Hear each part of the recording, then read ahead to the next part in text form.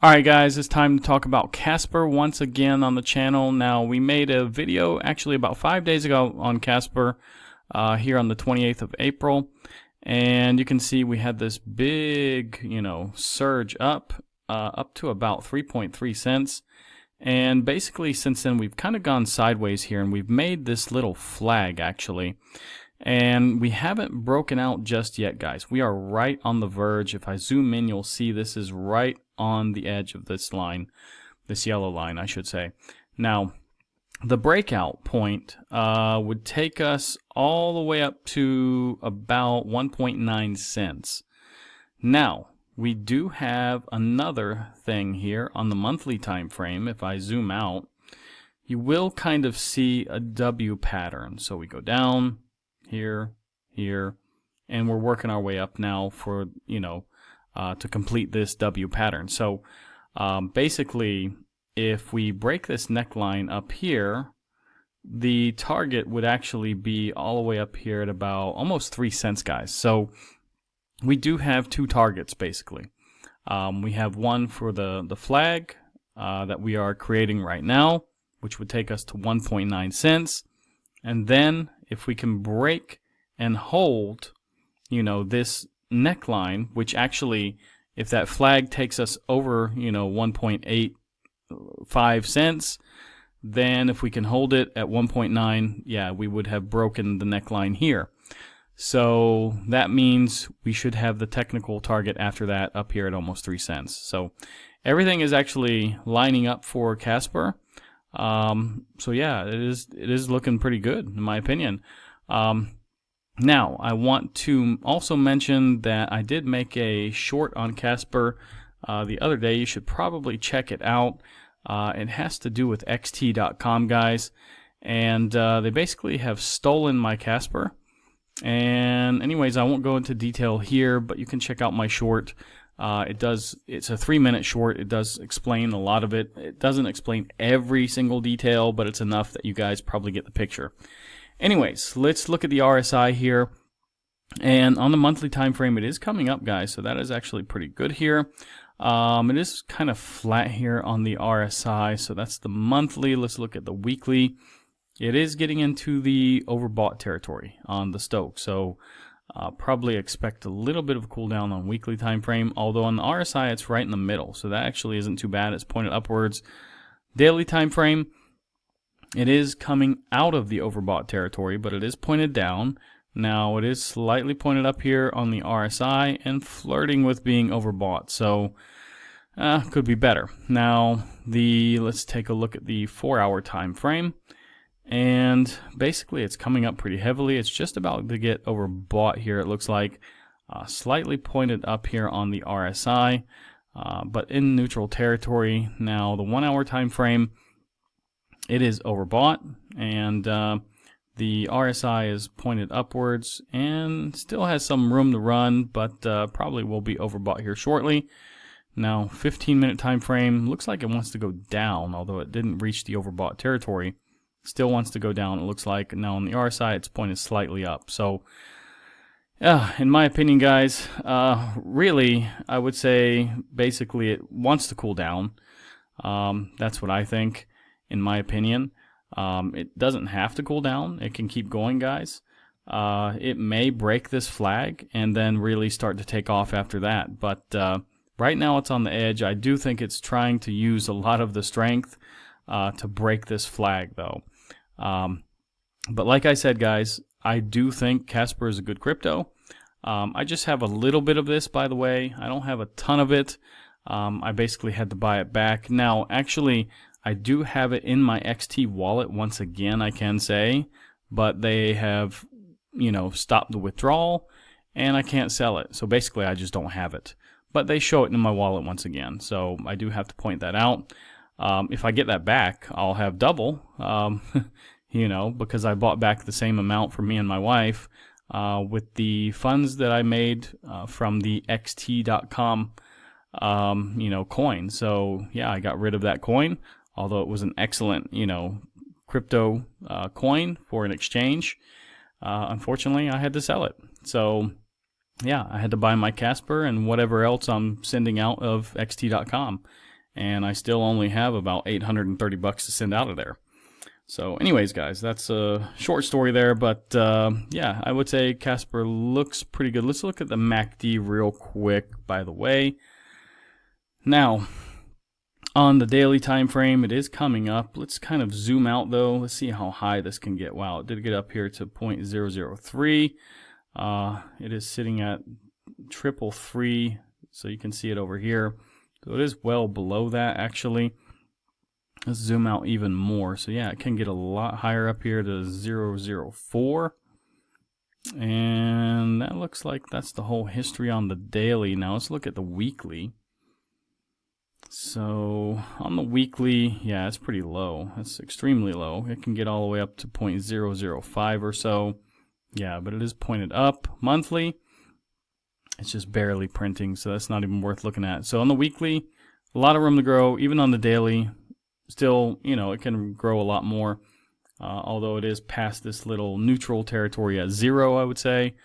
So yeah, I would say it's not looking too bad for Casper. Now, the reason we are getting this surge, guys, is on the 6th of May, Casper 2.0 is going live. So keep that in mind. Much of this surge is due to this, you know, little fact. Now, will it keep surging? I think so, just because we're not really at the peak of the bull market. Kind of like when ADA upgraded, you know, and they were up, I don't know, above $3 or something like this. And from then, it just fell all the way down to almost nothing. So there's a little bit of difference. We still have some time, I think, in the bull run. So I do think this will continue higher even after the upgrade. So yeah, just have to wait and see. Now, taking a quick look at the tokenomics of Casper Network, guys, basically the all-time high was about $1.33, and that's 99% down from where it was 4 years ago. Now, the tokenomics up here, guys, circulating, we have 13 billion basically. About 450 million more have been created in the total supply. It doesn't have a max supply, though. That's one thing I don't like about Casper, but I do feel this can be an exception. Now, taking a look at Bitcoin, we do have a little bit of a red candle today. So, you know, it's getting a little bit of a pullback. But yeah, it's creating a CME gap to the downside, which is actually better than creating to the upside. Now, the Ethereum chart, it's, you know, coming to a point where it has to make a decision here on this trend line. And yeah, you can see basically it's just riding this parallel channel, guys, and it hasn't broken out of it. So there's going to be a point in the next several days or so where it's going to meet this trend line, and yeah, it's going to come into this parallel channel probably, and it either has to break it and go up or break it to the downside. Now, the total market cap tonight is still floating around 1.04 trillion. It did get some bounce off this trend line, though. We've had this trend line since about April 9th. So, yeah, it's interesting. We did get a bounce here again. We really need to break 1.04 trillion, though. It's just, you can see there's been like 10 days here, and we're just kind of, you know, floating around it, going above it, below it, above it, below it. And we need to break it once and for all and move up to 1.08 trillion. Now, dominance, it's getting a green candle today, although it was much higher today. The target is actually 65.2. And yeah, I mean, if we look at this altcoin season index, it's still at a 29 today. I'm not sure why, because yesterday was like a 16. And a few days before that, we had like a 12 and a 14 and things. So I didn't see my altcoin portfolio go up that much. So I'm a little confused why this is, you know, so high as well. Now, taking a quick look at the dollar index, it is just above 100 here. So yeah, a weaker dollar though is better for Bitcoin, guys. Fear and greed at a 65. Yesterday was a 67, so it's good to see this cool down just a little bit. Bull market peak indicators, guys, sell at the top, still 100% hold here. 0 from 30 have been hit. The best indicator, Pi Cycle Top Indicator, does look like it wants to curve back up, guys. Let me know what you think in the comments below. If you see this curving back up towards this green line. So now taking a look at the economic calendar for next week, we do see the PMI numbers are coming out on Monday for the S&P. We do have ISM numbers as well on Monday. Tuesday is pretty much nothing. Wednesday, we do have the interest rate decision and the press conference. Press conference is probably the most important thing next week, actually. Thursday, we do have jobless claims, and Friday, we got a lot of speakers. So that could be quite volatile depending what they say.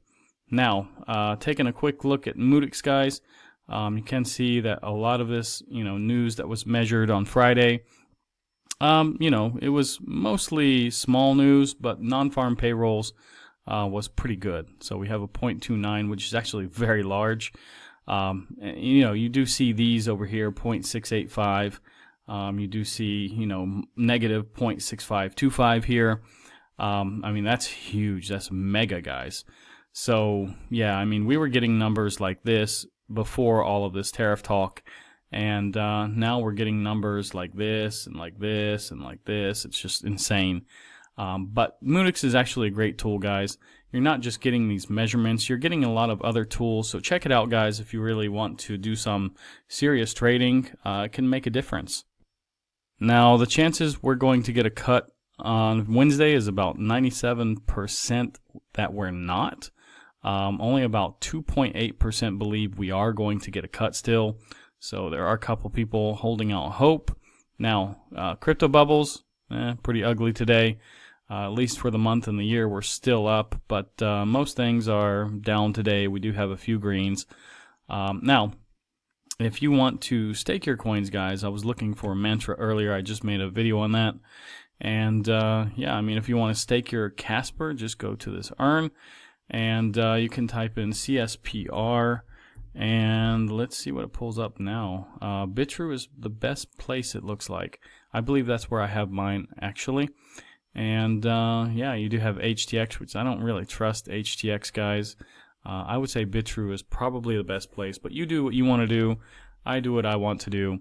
Anyways, if you like this video, guys, like, subscribe, activate the bell, share this video with your friends. Check out some of the deals with the exchanges below that I have, and would really help me if you signed up with those links. If you're interested in joining any of those exchanges, and if you want to become a member of the channel, it's only $2 for now. I will put you in the Telegram group, and you'll get a lot of these MEXC, notifications, which affect Bitcoin, guys. I'm not going to put everything in there because not everything really affects Bitcoin. So, yeah, keep that in mind. But like I said, I do recommend MEXC. It is a great, trading tool. There's a lot of charts and statistics here that you see on the side. And anyways, guys, thank you so much, and we'll see you in the next one.